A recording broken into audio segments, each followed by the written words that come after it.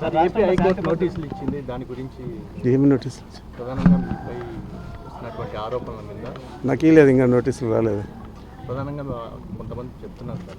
నాకేం నోటీసులు రాలేదు. మా ఆరోపణలకు కొన్ని ఛానల్స్ మీద, కొన్ని అసత్య ఆరోపణలు చేసిన ఛానల్స్ మీద, పత్రికల మీద కూడా నోటీస్ ఇవ్వడం జరుగుతుంది. డిఫమేషన్కు తప్పనిసరిగా వారి మీద పరువు నష్టం కేసును అది నోటీస్ ఇచ్చిన తర్వాత స్టిపులేటెడ్ టైం అయిపోయిన తర్వాత కోర్టులో కూడా దాఖలు చేయడం జరుగుతుంది. సార్ రాష్ట్రంలో శాంతి భద్రతలు అదుపులో ఉన్నాయా లేదా మీడియా వారికే బాగా తెలుసు. దాన్ని పొగుడుతూ ఉచ్చరించే మీడియా ఉంది. పెద్ద పెద్ద అక్షరాలతో బాగా జరుగుతూ ఉన్నాయి, చాలా బాగుంది అని చెప్పి రాసే పత్రికలు ఉన్నాయి. కానీ వాస్తవాలు రాసే వాళ్ళు కూడా ఉన్నారు.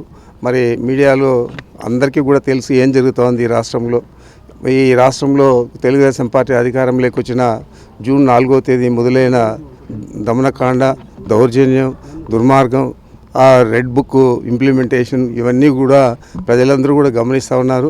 రాబోయే రోజుల్లో బుద్ధి తెప్పే సమయం ప్రజలకు అవకాశం వస్తేనే దాన్ని చూపించే పరిస్థితి ఇప్పటికే ఉందని చెప్పి తెలియజేస్తూ ఉన్నా. మాజీ మంత్రి దువ్వాడ సీనుని సస్పెండ్ చేసే నాకు ఐడియా లేదు, తెలియదు. జోగి రమేష్ వాళ్ళ అబ్బాయి కూడా అరెస్ట్ చేశారు సార్.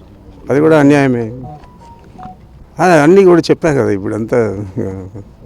Okay, thank you. 2,500 కోట్లు 2 నెలల్లోనే బకాయిలు పెట్టడం జరిగింది ఆరోగ్యశ్రీ మీద. ఆరోగ్యశ్రీ కూడా నీరు గార్చడం జరుగుతుంది. ఖచ్చితంగా హాస్పిటల్స్, గవర్నమెంట్ హాస్పిటల్స్లో సేవలన్నీ కూడా డబ్బులు ఇచ్చి తీసుకునే పరిస్థితి కూడా చంద్రబాబు నాయుడు కల్పిస్తూ ఉన్నాడు. పీపీఏ బోర్డు తీసుకొచ్చి వారికి కావాల్సిన వారికి అంతా కూడా హాస్పిటల్స్ మేనేజ్మెంట్ కానీ, మెడికల్ కాలేజీల్లో సీట్లు ఇవ్వడం కానీ, మెడికల్ కాలేజీల మేనేజ్మెంట్ కానీ ఇవన్నీ కూడా ఇవ్వడానికి పూర్తి స్థాయిలో ఆయన చర్యలు తీసుకోవడం మనం చూస్తూ ఉన్నాం.